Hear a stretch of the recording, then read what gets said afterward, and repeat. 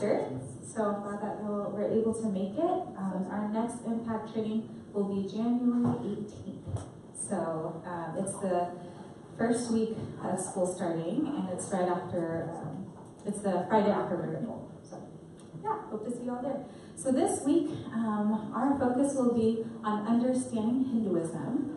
Hinduism is the third largest religion in the world, and most of our international students identify as Hindus. So it's really important as UTA students who want to minister to our peers to know and understand this worldview and this religion and how to better share the gospel with them. And so our friend has taken some time to come and share with y'all today. He's been a missionary for 5 years in South Asia, and we're very grateful for the ministry that he was part of there and part of here as well. Gary and Ben both have gone on mission trips to serve with him, and so you can pick Gary and Ben's brains about their time in South Asia. But yeah, if y'all give a big warm welcome to Bryan Bundick.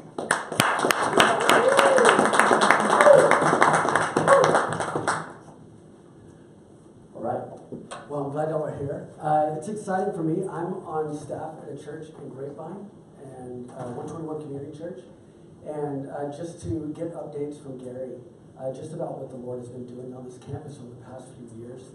And so I'm grateful for you guys as you continue to be equipped to go out and share the good news and to see the fruit that God brings as you do that. Honored to be here today to hopefully give you a little bit of insight as you try to minister to South Asians and specifically Hindus. A little bit about myself. Like I said, I'm on staff at 121 Community Church in Grapevine. I'm the local mission minister there. And I'm married, have been for 16 years, and have an 8-year-old daughter named Lucy and a little boy on the way in March. It was kind of a surprise. We're very excited though. My role at the church is really to mobilize our church body to meet needs out in the community and to communicate the gospel out in the community. As Prudy said, my wife and I were missionaries in India. We were there in 2007, 2012, and we ministered specifically and directly to university students. Oh, yeah. I'm just gonna Okay, so it's kind of ghetto. It's kind of ghetto.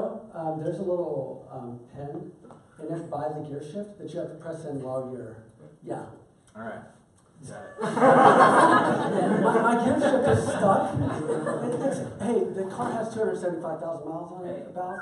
Wow. So it's just limping along. Yeah. Okay. I'm just going to drive it to the ground.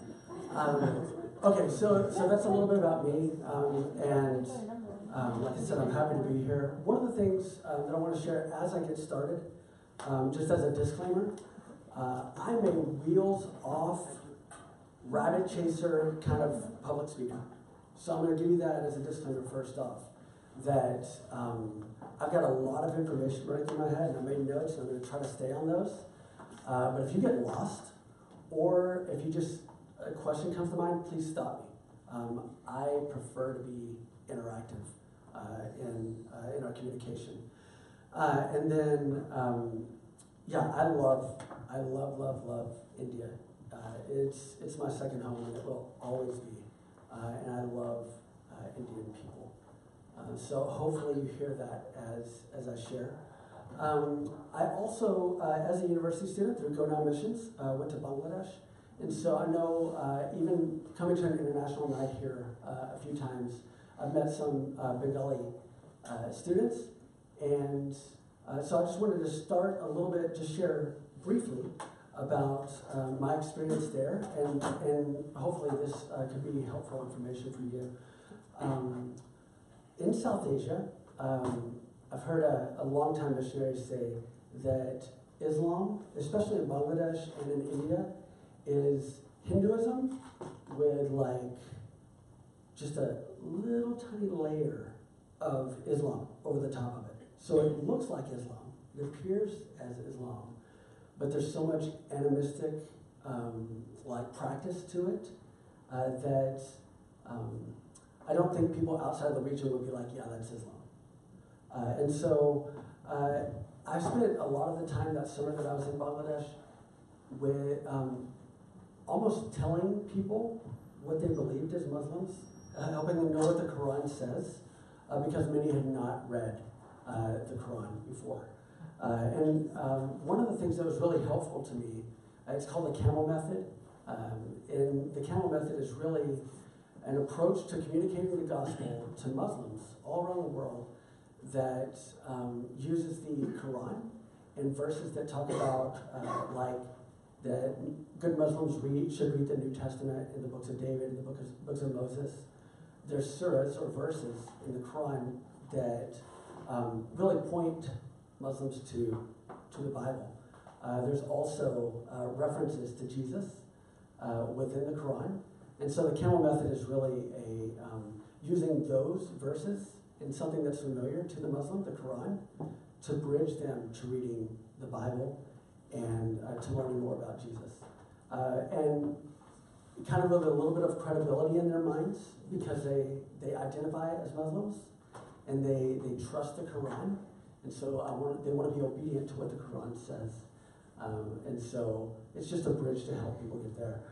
So I just wanted to just share that resource and a little bit about Bengalis, because I know that there are Bangladeshi students on campus. So I'll start with just some general information about India and South Asian culture, because Puri was asking me like, okay, how much are you going to be sharing about the culture and then like just specifically Hinduism? And I don't know if I even responded that same day. I may have responded a couple of days later because I was like, how do I answer this question? In my experience, there's no separation, or there's very little separation between what we would define as the Hinduism religion and Indian culture. In fact, I've had Indian friends tell me that I'm Indian, so I'm Hindu. It's very much the same thing. It's very much intertwined, the culture is. First of all, how many people in here have South Asian friends? People that either acquaintances or people that you hang out with. Okay, so some of these things are going to be familiar to you. Just that they're very hospitable and family-oriented. During my time in India, and even with Indians here in the States, spiritual things are just not really that awkward.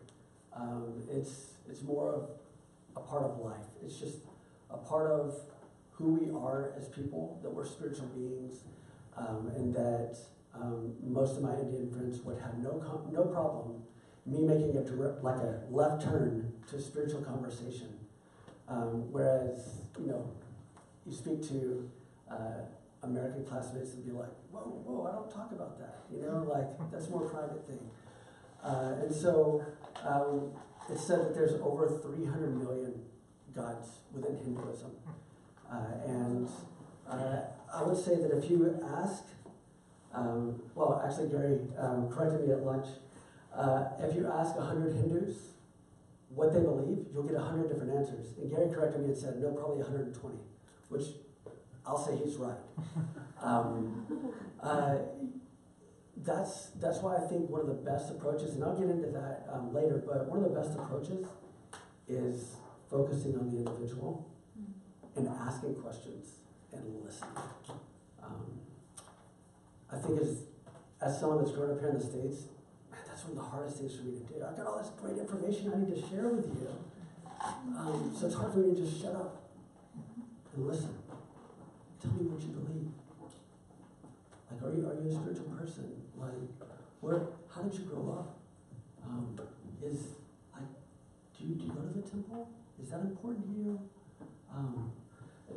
Do you have idols in your apartment, or like?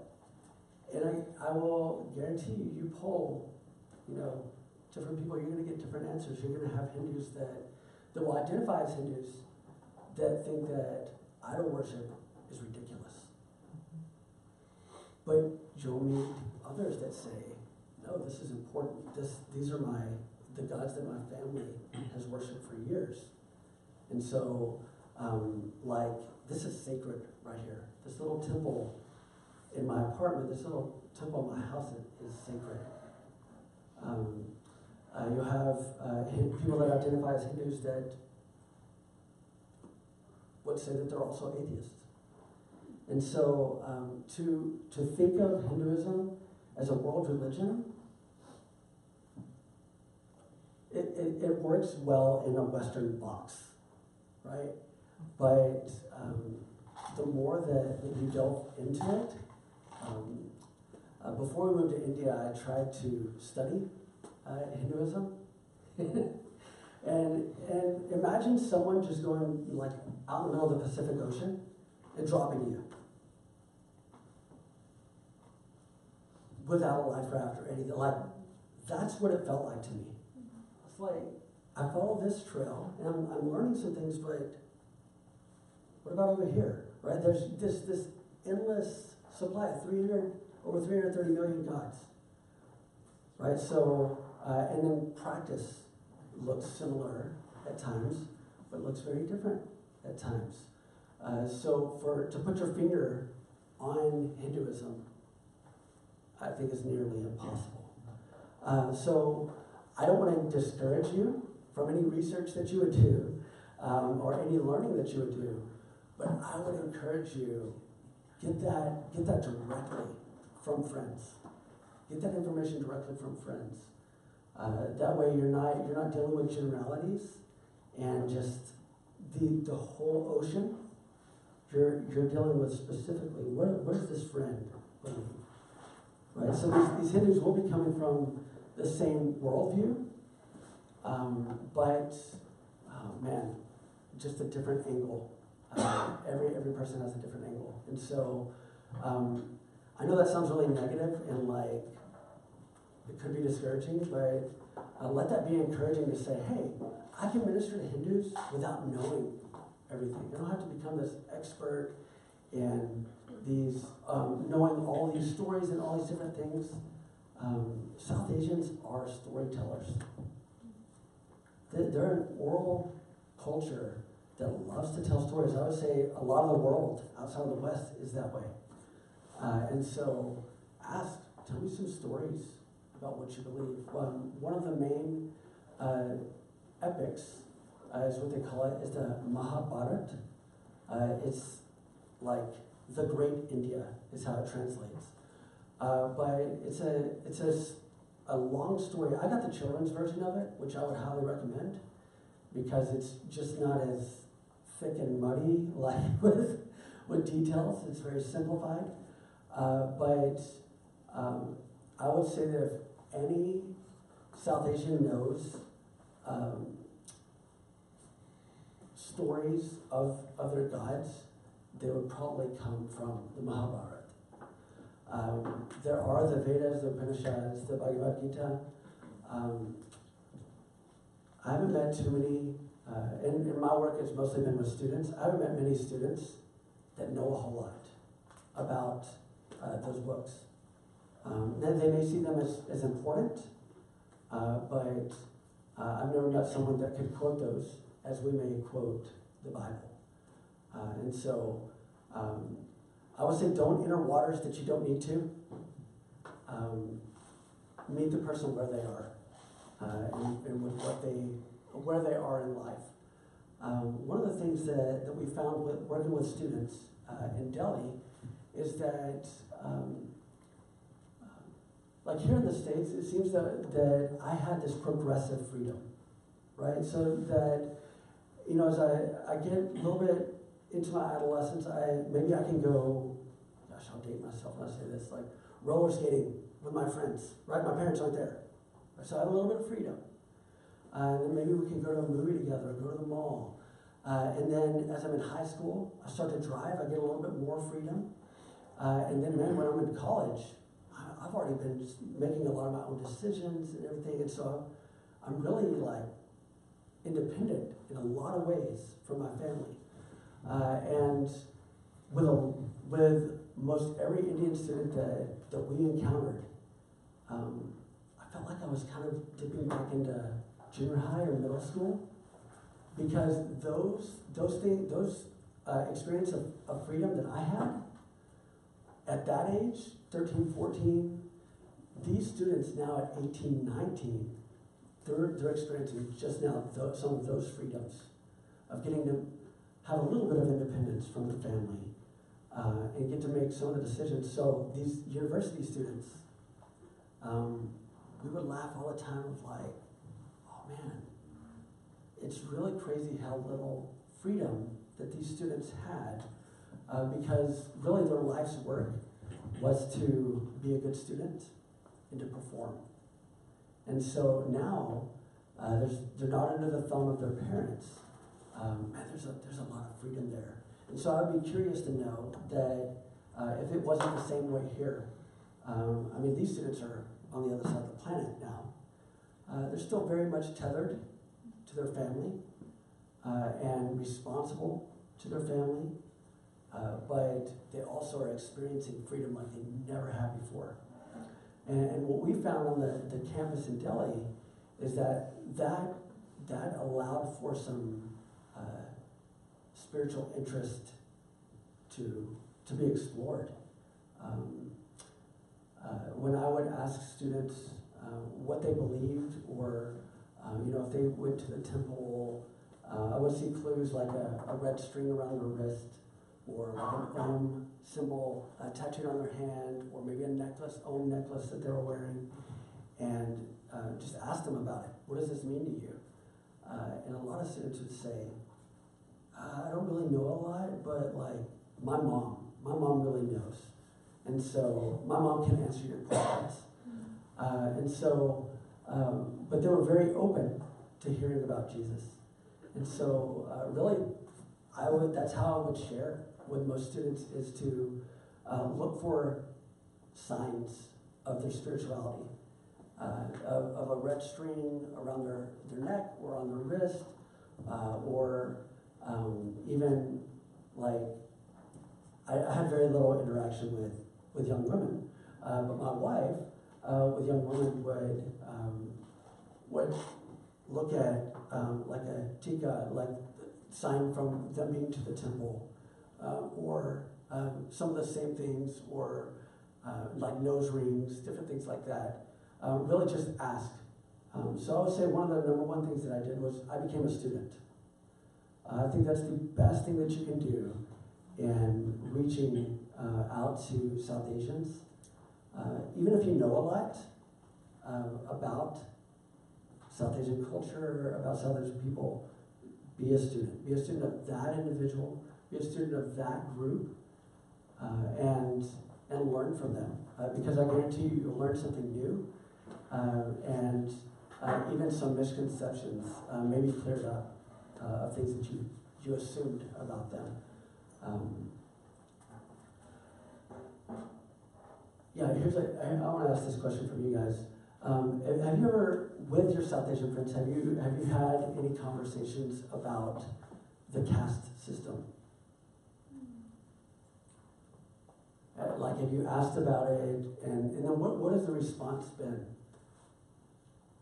Because I think I know what the answer would be, but what has the response been if you've asked? They said we don't have it anymore. Yeah. So you would hear that from your trips in India, but also here, right? Also here, yeah. So I would wholeheartedly disagree. As a foreigner that's witnessed it, and I would use this example, that being on campus, sitting down with a couple of guys that one is from high caste Brahmin background, and another is from like a merchant class, so kind of middle of the row caste.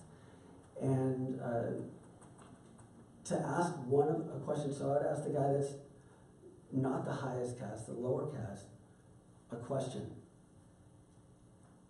And he would default to the person of the higher caste. But both of those guys say, no. The caste system, it's done. That was our parents' generation and the generation before. I would think that most likely on this campus, it will be a majority forward cast or high cast. But I would also think that you could see that still playing out here. And if it doesn't work out in that way, ask about their dating life. One of my good friends, Manoj, I prayed with him a lot, and he asked me to pray with him because he was in love. The problem was, she wasn't from his caste. So he's in love, and he's wrestling between pursuing this relationship and hiding it from his parents and dishonoring them, or just forgetting it and saying it's not going to work. It's not meant to be because we're not from the same background, right? So these things are recent. I've read about even still in the news that honor killings are happening, right? And not in the backwoods in major cities.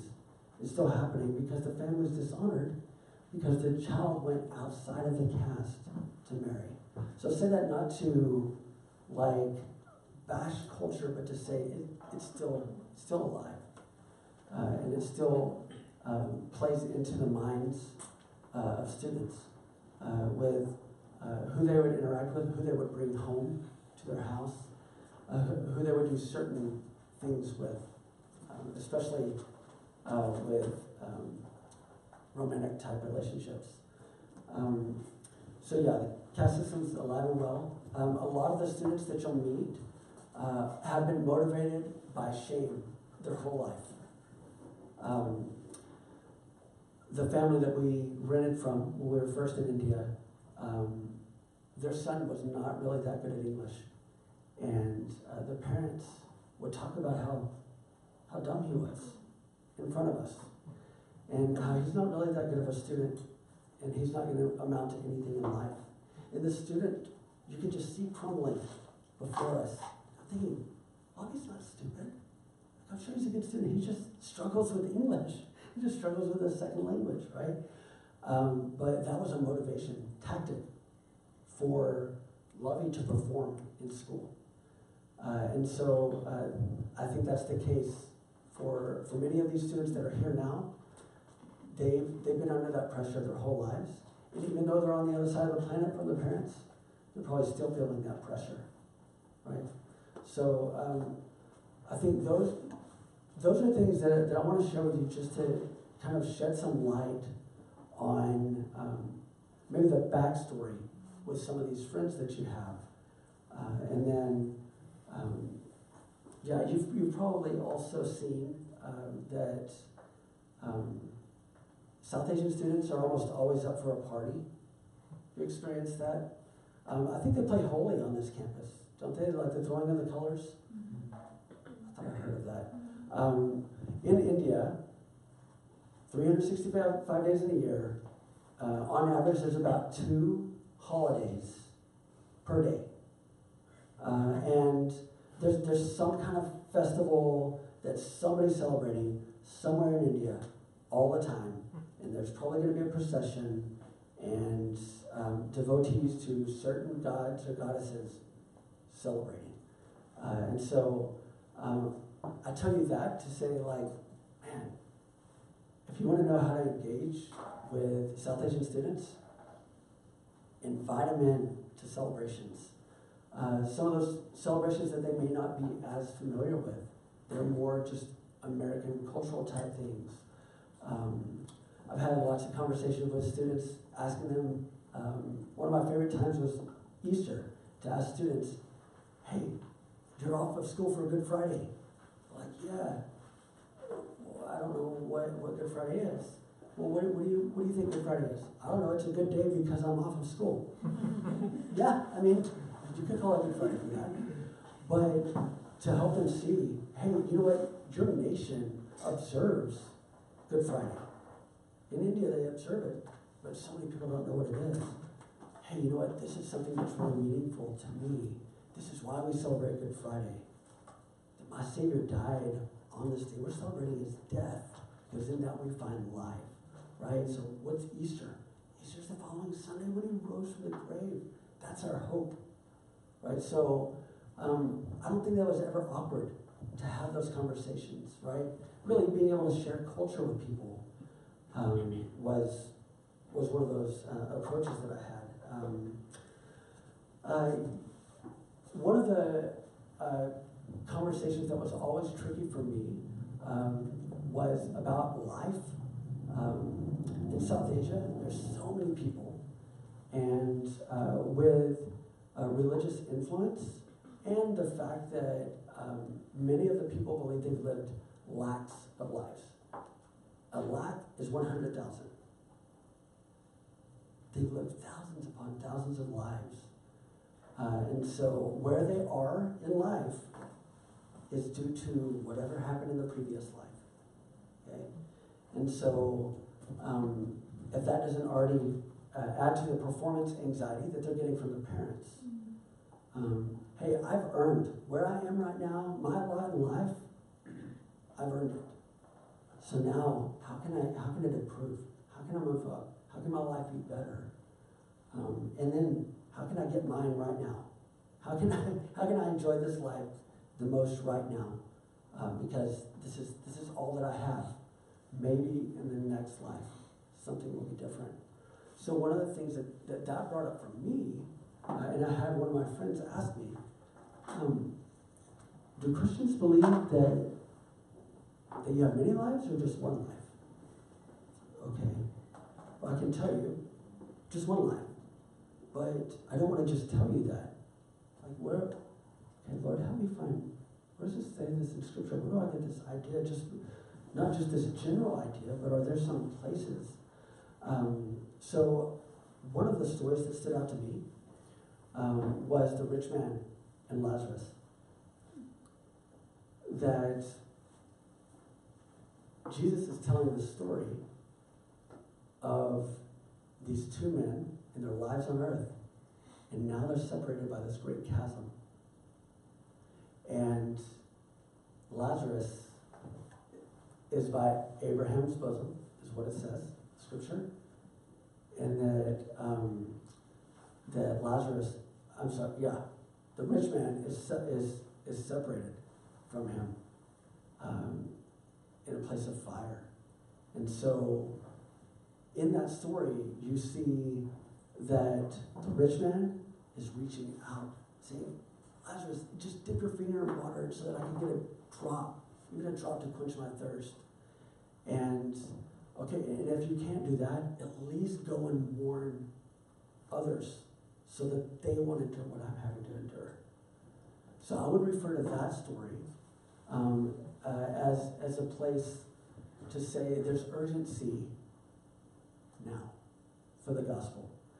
Because many of my friends, as I would share the gospel with them, wouldn't see the urgency because they believed this was at the end for them. There may be multiple lives after this for them.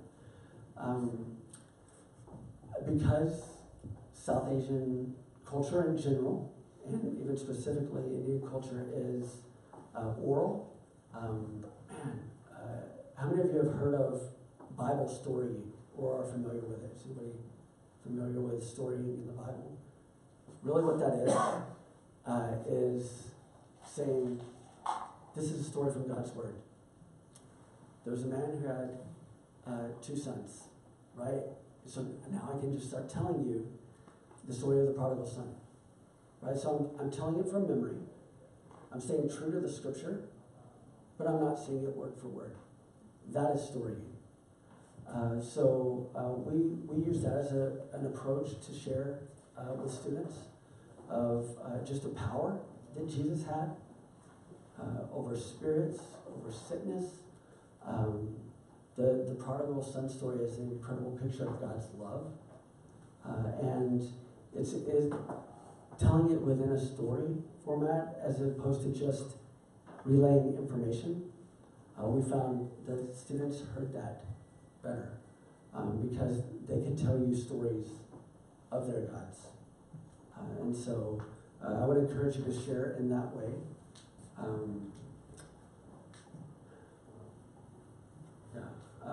I mentioned initially the hospitality is a big deal culturally.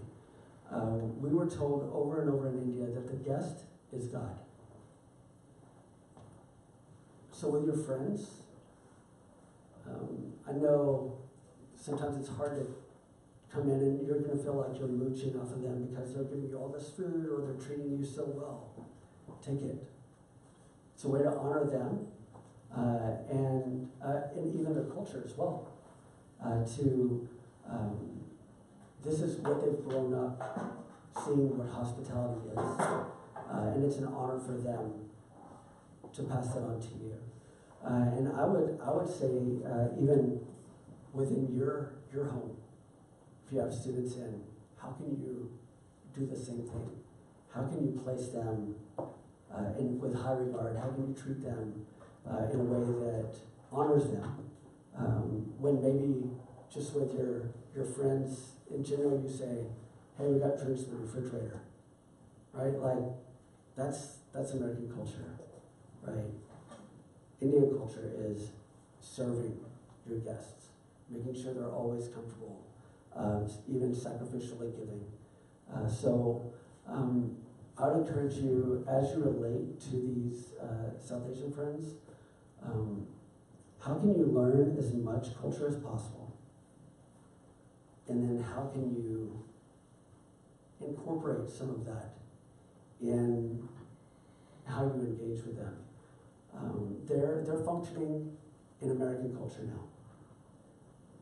But I guarantee you when they go back to their apartments tonight, they're functioning in their home culture, right? So when you go into their apartment, how can you blend? How can you just be a part of culture and soak it up? And I would say if you deny anything, deny American ways within their home and say, how would you do this at home? I want to honor that. Gary was talking about just a few minutes ago, knocking on the door to enter or to visit, and how he would get made fun of when he did that, because that's not the way that South Asians do life. They don't make appointments to hang out. They just go, and if the person's not there, okay, we'll do something else. But if they're there, we're coming to hang out, right? So there's not a need for a text. Hey, what are you doing? Do you have time to hang out? Let's hang out. Go visit. Go visit. Well, like I told you, I'm all over the place, but I really do have notes to try to keep me on board. One of the things that I found for Hindus that is across the board, no matter if they said, no, I'm atheistic, or if they're nonstop at the temple, or if they're anywhere in between, is the Sola Sanskars. Sola is 16, Sanskar is, how's it translate? Sacraments. Okay? So these start before they're even born. When they're in the womb, there's these sacraments that are taking place. This dedication of them, these rituals that are performed to maybe lessen curses that would come upon them, or maybe because of past lives and deeds, or even from things that their family's done. Then as these people grow, they're really just more rites of passage. I believe marriage is a part of one of those. I know when the baby's first born, they cut the first hair. But these are one of the only things that I found that across the board, anybody that I knew that would identify themselves as Hindu, their parents have probably practiced these 16 sacraments, the Sola Samskars. But once again, be a student. You can never read enough about Hinduism. Ask and learn the person that's in front of you.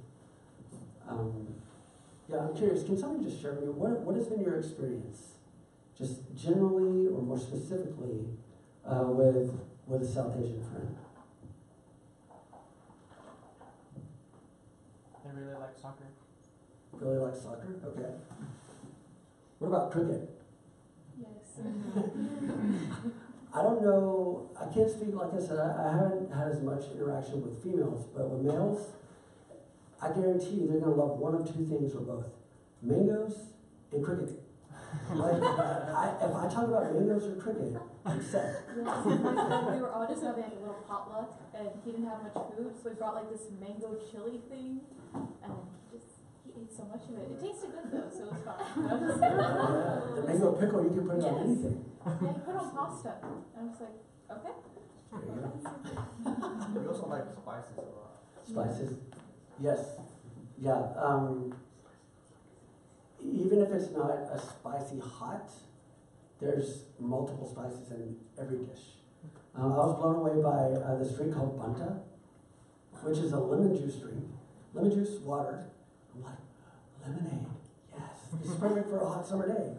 And then it had black pepper floating in the top of it, and cumin. And then I think rock salt was in it. Okay. No thanks.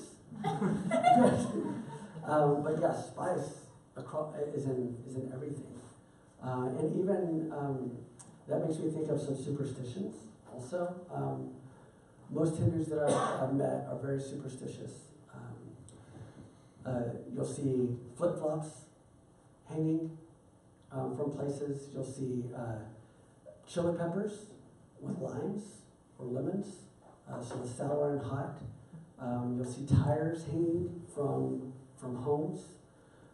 So if you go to a restaurant or a grocery store, South Asian grocery store and restaurant, you're gonna find these things, and it's to ward off the evil.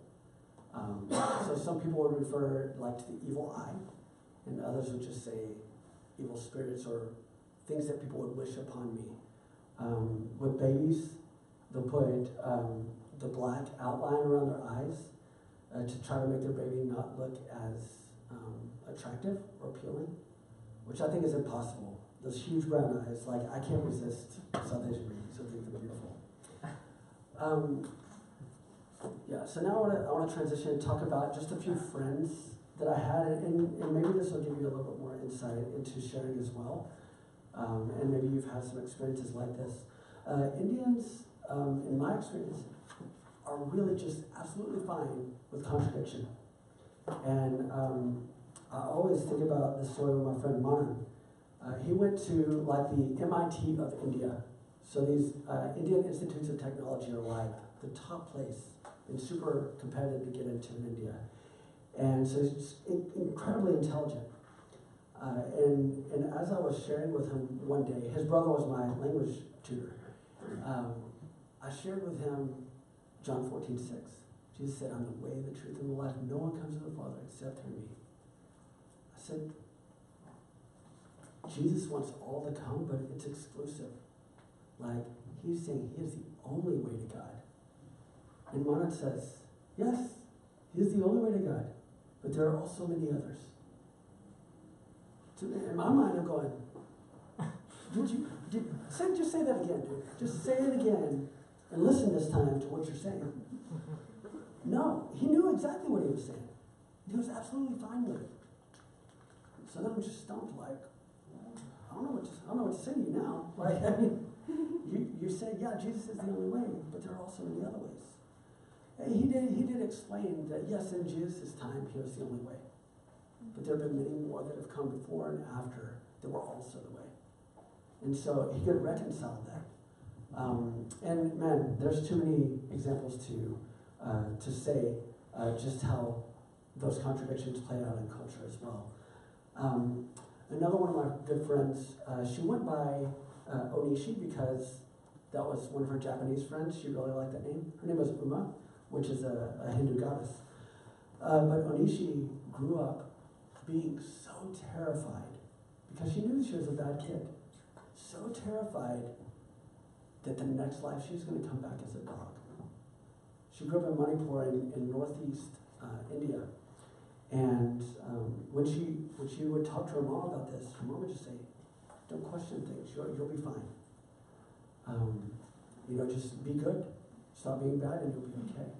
But this actually, from the time she was probably 5 or 6, has led her on this pursuit of, is there a true God?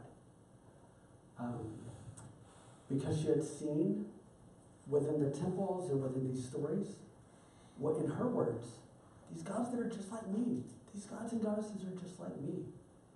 They don't always do good things. Sometimes they cheat. Sometimes they lie. Aren't those bad things? These can't be gods. And it wasn't until she was 18 or 19, she just cried out, God, whoever the real God is it Allah, Buddha, is it Jesus, like whoever you are, show me and I'll follow you. And she met Christians that same day. They communicated the gospel. And she gave her life to Christ, and she is an incredible evangelist. So going out and sharing the gospel, it's a process. It's a process of people coming to Christ. Sharing the gospel, the gospel is powerful.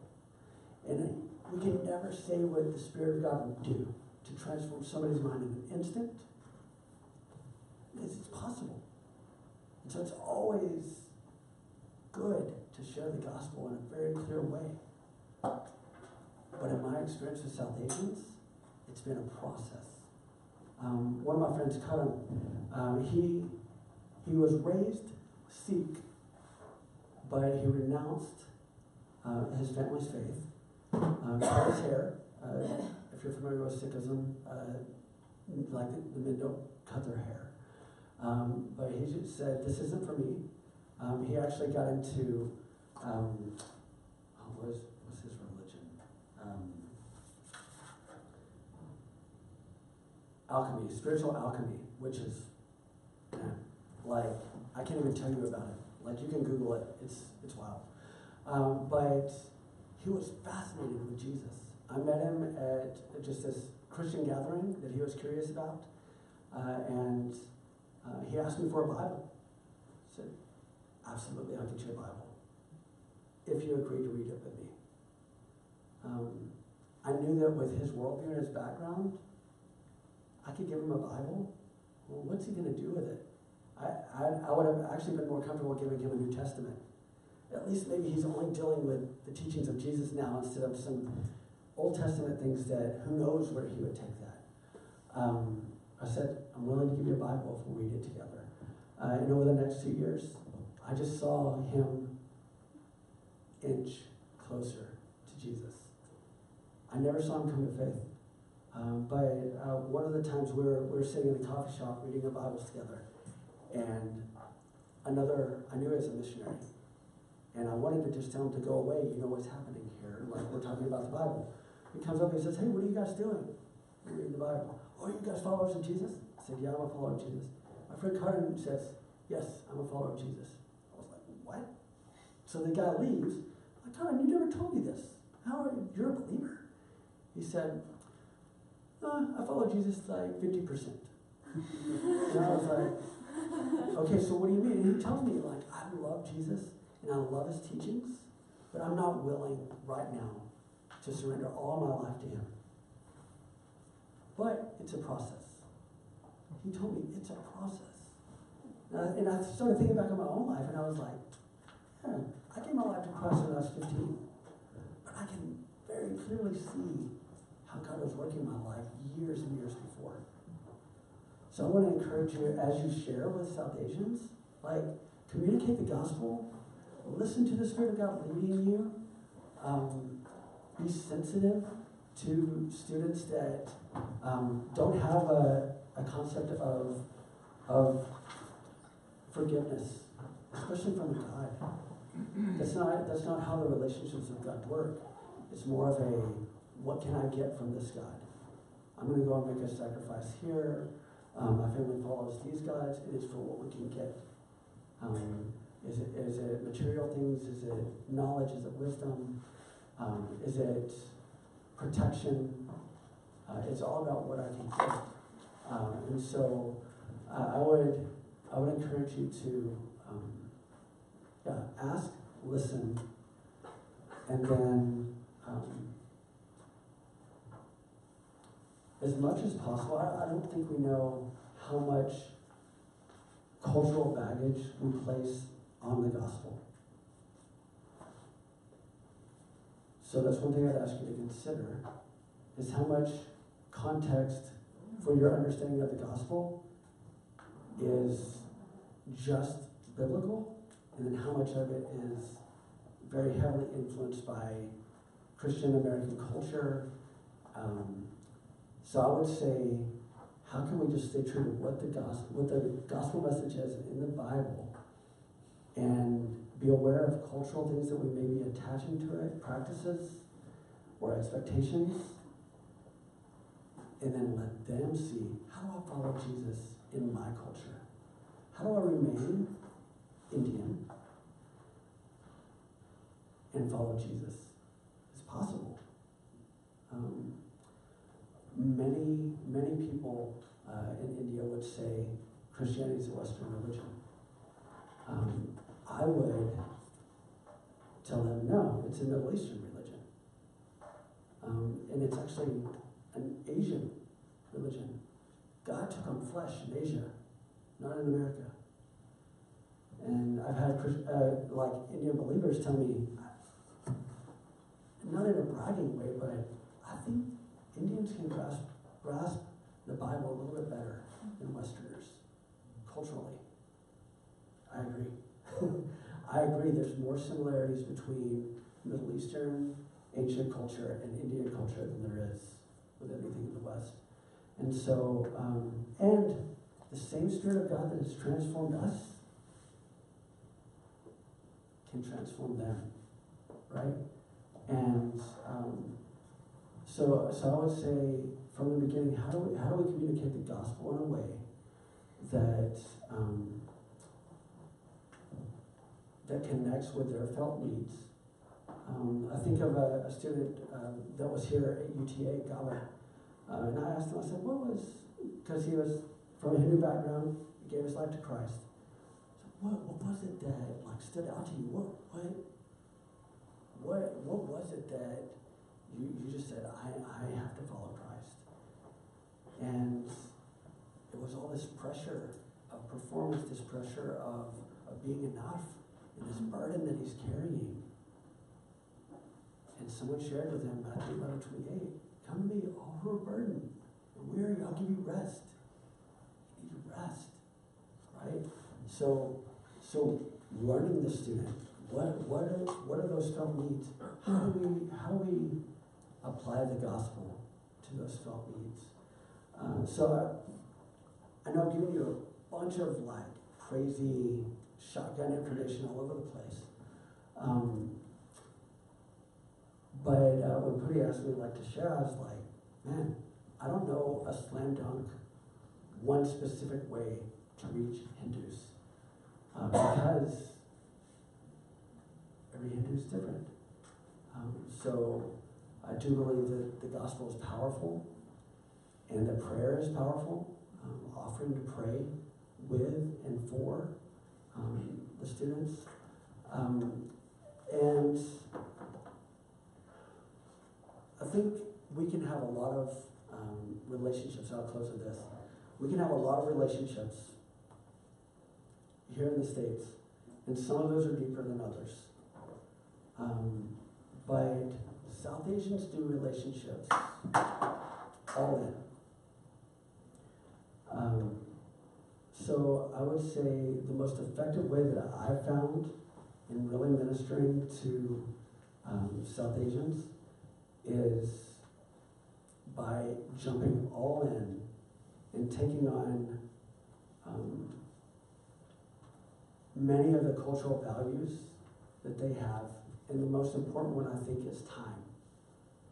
Right? Because our culture says, I got 30 minutes to spend with you.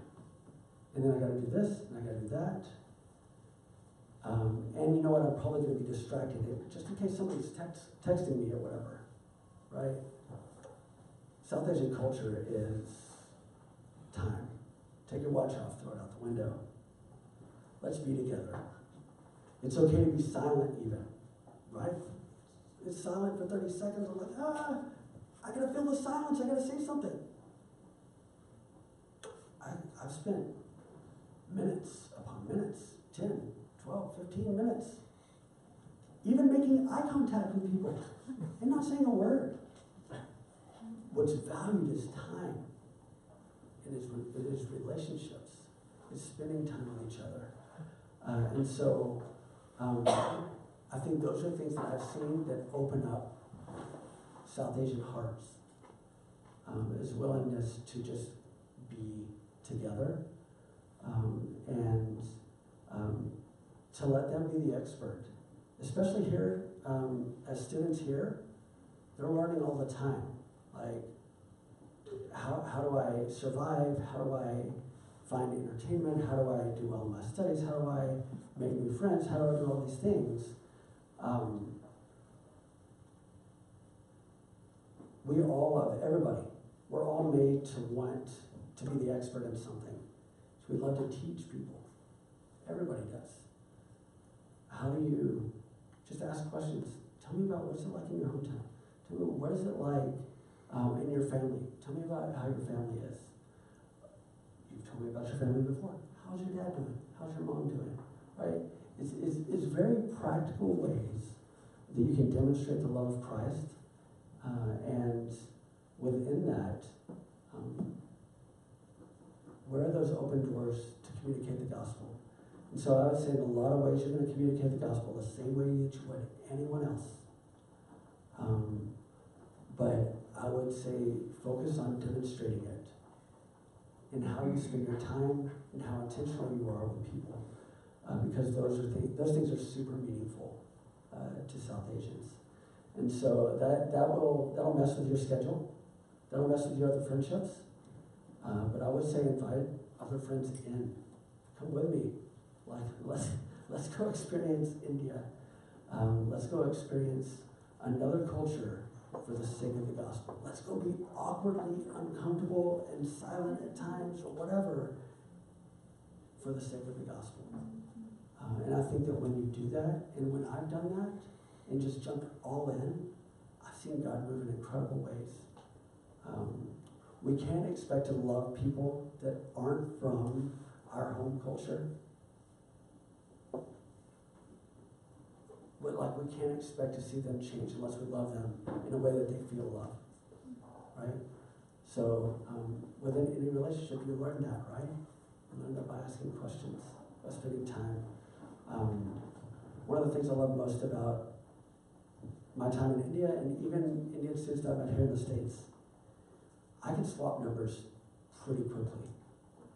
I can become fast more than an acquaintance, right?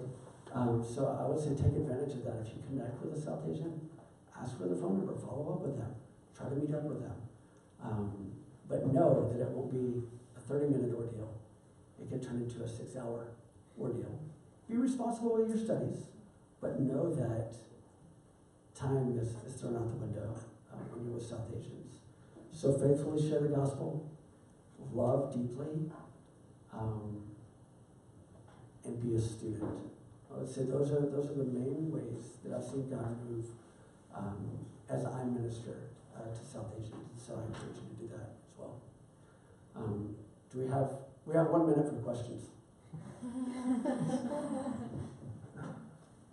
Go ahead. I feel like I've had countless conversations where it eventually gets to that John 14:6, saying Jesus is the way, the truth, and the life, and no one comes to the Father except through him. So what advice would you give? Because like I said, with every South Asian I feel like I talk to you, eventually we get there and we have a spiritual conversation, and eventually it goes to either accepting that contradiction or them being like, well, whatever, like kind of thing. So kind of what next step do you take after that, I guess?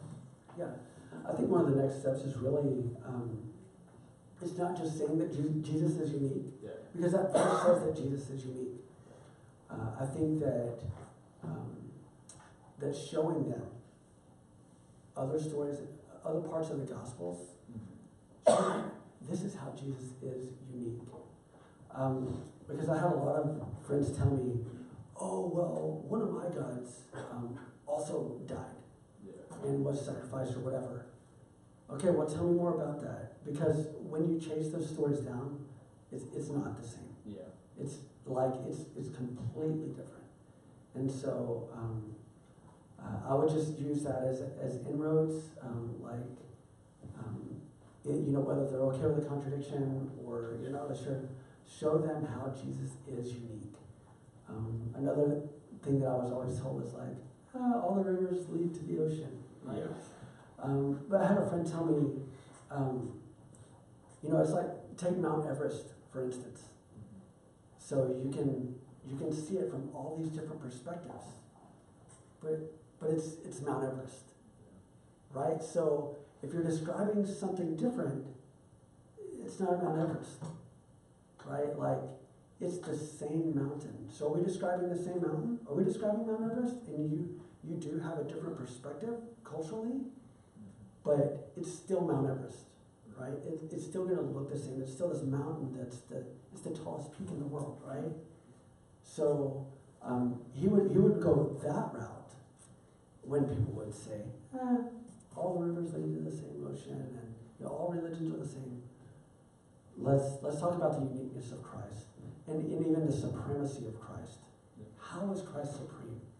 I think Colossians chapter 1, chapter 2 are excellent to delve into, and even like John chapter 1, the beginning was the Word. Like, okay, where's the Word? Oh, look at verse 14. It tells you, right? So,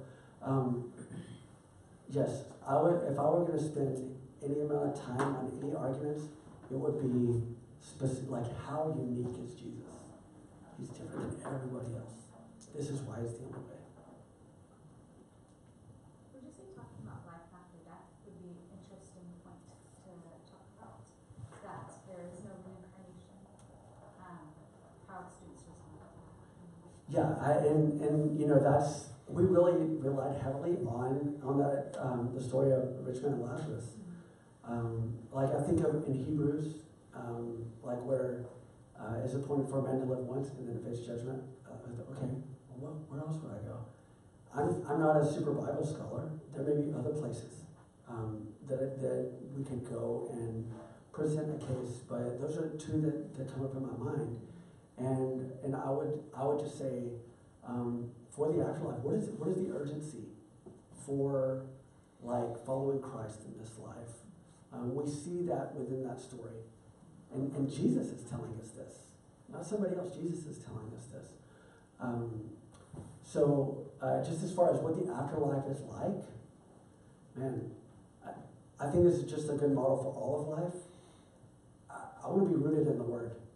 What does the Word say? What does the Bible say about the afterlife? That's where I want to point you. This is what I believe. This is the Scripture. I believe it's authoritative and it's true and it's reliable. And yeah, stick to the Word. Anything else?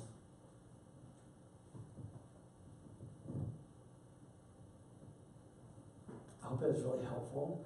And I'll stick around for a little while if you have any questions or anything. But I was true to what I said. I'm all over the place. And you know what? There's plenty of information on these notes that I didn't share. Yeah, I think,